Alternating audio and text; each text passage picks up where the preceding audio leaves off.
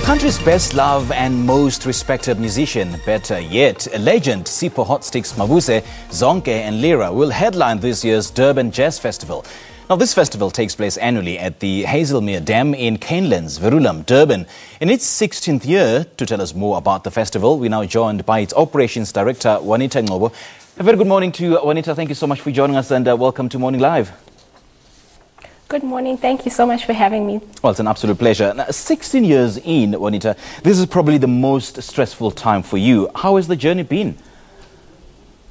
It's been a stressful journey, but at the same time, a very good one as well. Because as the years as we're growing every year, every time our lineup is growing, the event is growing. So there's more activity happening this year. For a change, this year we have 2 stages at the Hazelmere Dam. So we have the jazz stage as normal, and then we also have Iadini Experience, which is bringing more of the youthful lineup to the event for both to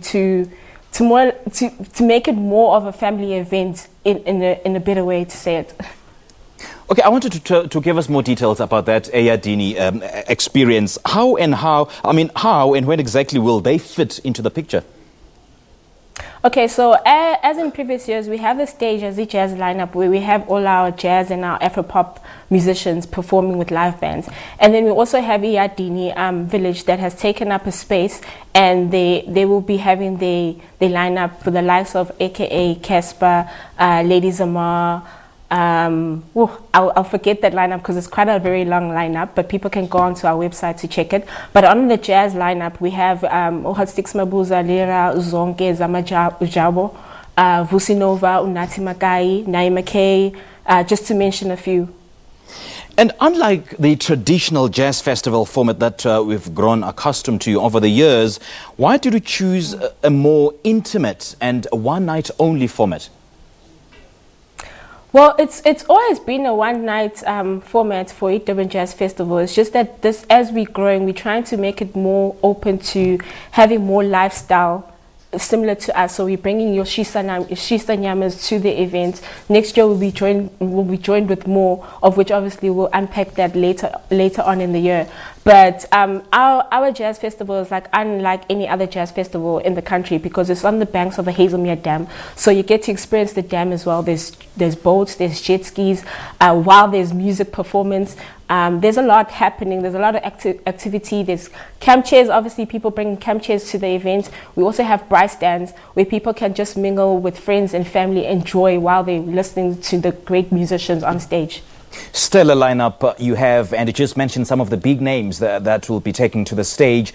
I want to talk to you about the selection process. How did you come to the decision of selecting these artists, and how best will they kick this off? Okay, so usually our selection process usually starts from the beginning of the year.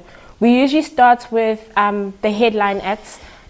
So as the years, we've had Lira before, we've had Hotstix before, and Zonke. So we always try and add new faces to our stage, but also keeping some of the legends that have graced the stage. However, we usually leave a leadway of 2 years or 3 years before we return the musicians that have graced the stage. Also, what we do before beginning of the year, we go around KZN and just outside of KZN looking for upcoming jazz musicians, because we're trying to groom young musicians into the jazz genre, because there's not a lot of youth musicians. I mean, the youth doing a lot of jazz, so we try and bring that on stage. So as part of the lineup, we have I think about 5 to 7 jazz musicians, upcoming jazz musicians, and on that as well, on the lineup, we have about 28 musicians, and 22 of those musicians are from KZN. So, yeah, we pride ourselves on that. An incredible journey it has been for you, I would assume. And what for you have been the highlights of being part of this project? I think being the highlight is having a team that is dedicated and has the same vision as ours.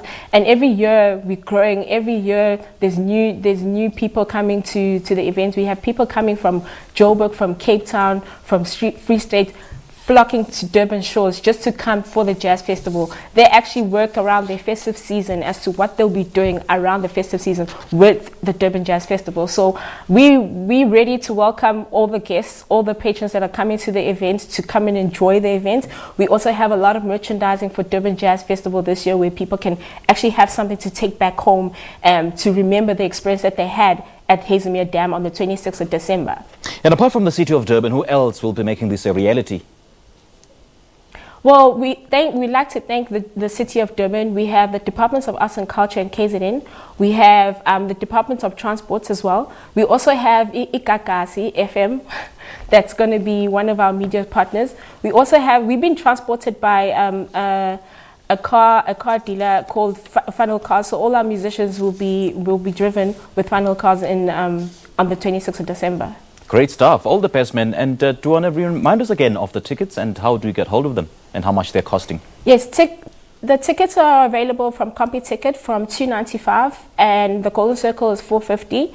Then the Yardini stage is the Yardini combo ticket is $4.65. That ticket allows you to experience the Durban Jazz Festival as a whole as well as the Yardini platform stage. All right, Mapolo, Siyabong, thank you so much for your time. Cool.